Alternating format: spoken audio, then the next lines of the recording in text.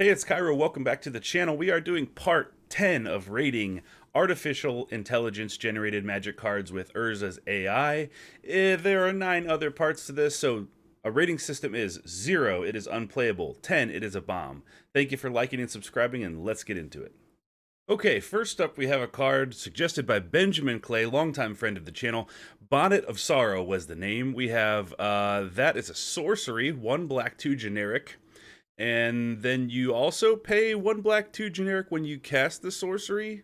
And then you sacrifice another man's fate and return another man's deadly kingdom and draw 2 cards. So, if you're needing a sorcery in your deck that you have another man's fate in your deck and you want to sacrifice that, you need some payoffs for that, you can do that with Bonnet of Sorrow. And then you can return another man's deadly kingdom to somewhere. All right, and then draw 2 cards. So let's say 3 mana sorcery, draw 2 cards, and then other things, right? What's the flavor? Empty a bit of blood to destroy a feast to reveal the top card of a deck to a player. All right, awesome flavor. It kind of brings me out of it a little bit because the flavor text is talking about rules, but okay. Let's give this 3 mana, draw 2 cards in black. Let's give this a rating of about 3. Another card suggested by Benjamin, Feckless Calamity, 1 blue, 1 generic for an instant, and simply draw a card. So 2 mana anytime to draw a card. What's the flavor text? That's all you have left. The living died last week. The dead moved on. Alright, good to know that all the living died last week and all the dead were like, it happens. Let's move on. Let's move on, shall we? All the living are dead. That's yesterday's news. This is all you have left. This is funny if you were to top deck this and you had no cards in your hand, and then it's just like, this is all you have left. Draw another card. See what it is. 2 mana to draw a card at instant speed. Not very good. Let's give it like a 2. Okay, Storm of Idiocy. I love that name. It's 1 blue, 2 generic, and then also has a casting cost of when you crank that. I guess you have to crank something to cast it. It has no type, so it's not an instant sorcery, creature, artifact, anything like that. It's just blank, and the flavor text says, when a player controls a commander who has been attacked this turn, that player loses the game. Okay? I don't think that you can actually attack commanders directly. Maybe you all know of a fringe card or something that says that you can attack commanders. I don't play commander, but I don't think you can do that. So I don't think this card actually does anything. Now, if it said whenever you attacked a player who has an active commander, that player loses the game, that would be different, right? But Storm of Idiocy, I think, lives up to its name. I'm going to give it a 0 because I don't, as far as I can tell, it doesn't do anything. Here we have our first red card of the day, Broom. I was hoping so badly that this was going to be an artifact equipment that was just like a broom that did damage to things. But this is actually a goblin. It's 1 red, 2 generic for a 2/1 flying. Not bad. When Broom enters the battlefield, you may search your library for a card named Storm Skulk, Storm Swarm, or Sea Nightmare. Reveal them, put them into your hand, and then shuffle. The flavor is, we can't control what's in the sky, but if it makes a sound, it's our job to make sure it doesn't make another noise. And that's Nizka Realm Ruin Agent. All right, 2/1 flying for 3 that could potentially get you another card. And I like the fact that it can get you 3 different cards. The downside is you have to play Storm Skulk, Storm Swarm, or Sea Nightmare in your decks as well. Maybe in another video we'll revisit those cards and see what they do to see if Broom is good. But given the fact that you can fetch a card and you can fetch 1 of 3, I think it's good. I think it's like a 4 or a 5. And if Storm Skulk is a bomb, then it's going to be higher than that. Let me know what you think in the comments. Or if you generate these, let me know what they are. Next we have Fairies tireless trickling. 1 blue, 3 generic for a human rogue. Stats are 3/3. That's not bad for a blue creature. 4 mana, 3/3. Whenever you draw a card, you may pay 1. If you do, discard a card. All right. So the only upside of Teferi's tireless trickling is that it's a rogue, so it's relevant in rogue decks, and you can also force a discard.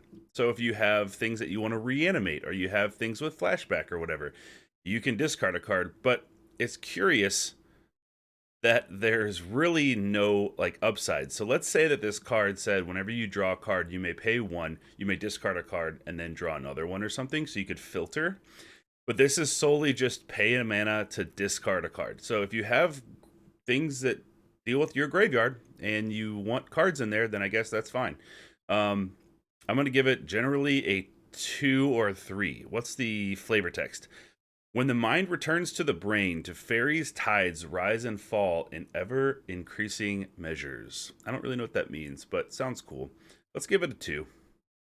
Okay, this card name comes from James, Squeaker of Woe. 1 blue, 2 generic for a zombie creature, 3/3. Okay.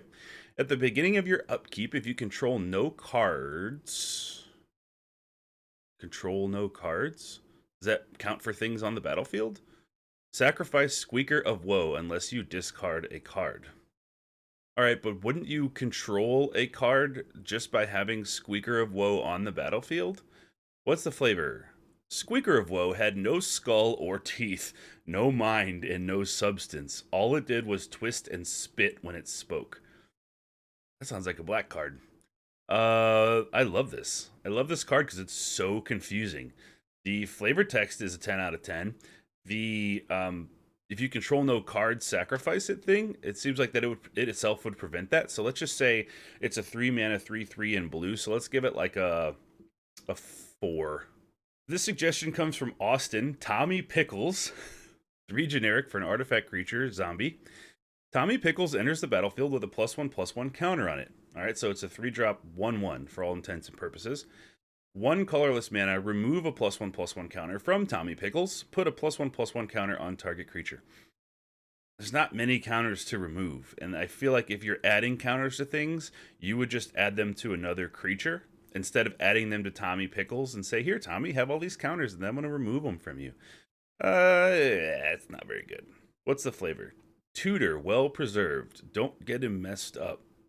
Tamio the Wanderer. I feel like they're mixing Tamio with like the Wanderer from Kamigawa there. That's funny. The art is pretty horrifying for a card named Tommy Pickles. Not gonna lie. I think it's a 1. I don't think there's really any synergies here, even with counter decks. You know, whatever. So this one comes from Averin, a subscriber to the channel. Debt Collector. 1 black, 2 generic for a goblin. It's a 2/2. Okay. The ability is 1 black, 2 generic. Tap it, sacrifice Debt Collector. It deals 2 damage to target player or planeswalker. I like the design on this card a lot, but I think the ability is just too overcosted. I think paying 3 to have a 2/2 that doesn't really brawl or do anything, and then later having to tap 3 mana just to do 2 damage to a creature or planeswalker, or a player or planeswalker, not even a creature. I just don't think it's I don't think it's hitting the mark here. Let's say if it was 1 black, sacrifice it to deal 2 damage, that would be something, right? That would be a little bit better. The flavor text is, what does a debt collector give you when he comes back? You pay for what he takes. That's brutal. So the debt collector comes, collects your debt, leaves, comes back, and then you have to pay him again for him to take more things? Ugh. Gamazoa said that. I think this is a 2. This suggestion comes from Trules, a subscriber to the channel. Blood Restore, installment payer. If you have watched previous versions or previous episodes of this AI rating thing on the channel, there was a card that was called Blood Restore, and you had to pay in installments, and it was just hilarious and ridiculous. So this is a throwback to it. Whenever I read that suggestion, it made me laugh. Thanks for submitting it. We have 1 black, 2 generic for a vampire wizard at 2/2. All right. Whenever another creature dies, put a +1/+1 counter on Blood Restore, then draw a card. I like that a lot. It's a vampire wizard in black that every time a creature dies, one of yours, one of theirs, it gets a counter, and then you get to draw a card. This sticking on the board makes all your removal that you use replace itself immediately, cantrip, give yourself another card. They kill one of your creatures, you get to draw a card. That's cool. And also, excuse me, it doesn't say it occurs only once per turn. So if you have Blood Restore installment payer out on the board and you wipe the whole field, you get to draw as many cards as there were creatures. That's really, really cool. That's very powerful. Flavor text. If it lived 1,000 years, we would have built a bridge to the other side of the world. Indeed. Let's say this is like an 8 or a 9. This is very powerful in the right deck. I like it. This one comes from Sneaky Canadian Hobo. Thanks for the suggestion. Two Smelly Rabbits. One black, one generic for a 2/2, and it's not a rabbit, it's a rabble. Okay. When two Smelly Rabbits enters the battlefield, sacrifice it unless you draw. Oh, discard a card. I thought it said draw a card. I was like, that's good. Sacrifice it unless you discard a card. The payoff on it is not good. It's a 2-mana 2/2. You have to discard a card to make it stick. I think it's a 1. What's the flavor text? The rabble keeps both their rats in the game for as long as the rabble sleeps. I like it. Thank you for the suggestion. The card name is the card name itself is 10 out of 10 though. Just so you know, Sneaky Canadian Hobo. Okay, here is the moment that we've been waiting for. This was submitted by Darkshroom, and we had a card called Tendrils of Kicker that was in the text of a different card in a previous episode, and we never found out what it does. So here we're finding out what Tendrils of Kicker does. It's 1 black, 2 generic for a human rogue, 1 power, 3 toughness, tap a black, tap a generic mana and tap it, and draw a card. Pretty good. So, if you see the other video and we're like, I don't know what Tendrils of Kicker does, now we know. And I think this is pretty good. I would put this in the deck in black-based control. Just have this down on turn 3, and then every turn they're not doing something, you just tap 2 mana and draw a card. Very cool. And it's a rogue creature type, so that could play into some things. It's relevant, right? Flavor text is some drop, others are good luck. I like Tendrils of Kicker. Let's say this is a 6. All right, and we'll finish it up here. This is the last one we have time for today, but there will be future episodes. This comes from Nick. It is Elvish Elf, as opposed to Goblin Elves or Treefolk Elves or whatever. This one's Elvish Elf, and it's blue. It's not green. 1 blue, 1 generic, and choose an age from among something to also cast this. So if you're playing against your opponent, you must choose one of your ages, whatever that is, to cast it. Just say, you are 37, or whatever, and then you can cast it. It's a elf warrior. That's at least that's good. The Elvish Elf is an elf. And it has landfall. But this landfall is a little bit different. When you cast a creature spell, sacrifice it at the beginning of your end step, and you gain 1 life. That is a lot of work to go through just to gain 1 life. And it also doesn't say anything about what lands do when they come in, because this is a different type of landfall than you're used to. The flavor is, these heads can't have more than 1 face. Elvish words, good at miracles. I love it. And then this power and toughness on this is just simply creature. So when you play Elvish Elf, and the opponent attacks you, you can just block or attack or whatever you want to do. And then if it deals damage, just say like it deals whatever damage you want. But it is creature damage. It's combat damage dealt by a creature. So that's it. I think it's a 10. I think it's great. Even though it's not good. Or we don't really know if it's good or not. But just the landfall ability makes it a 10. Thank you, Nick. So that's going to wrap up the video for today. Thank you to all of the subscribers that sent in card names. I had a great time with this one. There were some great suggestions. If you want to see more, hit that like button to make sure that I am able to do some more. And then you can always comment down below your suggestions for cards that you want to see in the future. I hope you have a great day. Thanks again.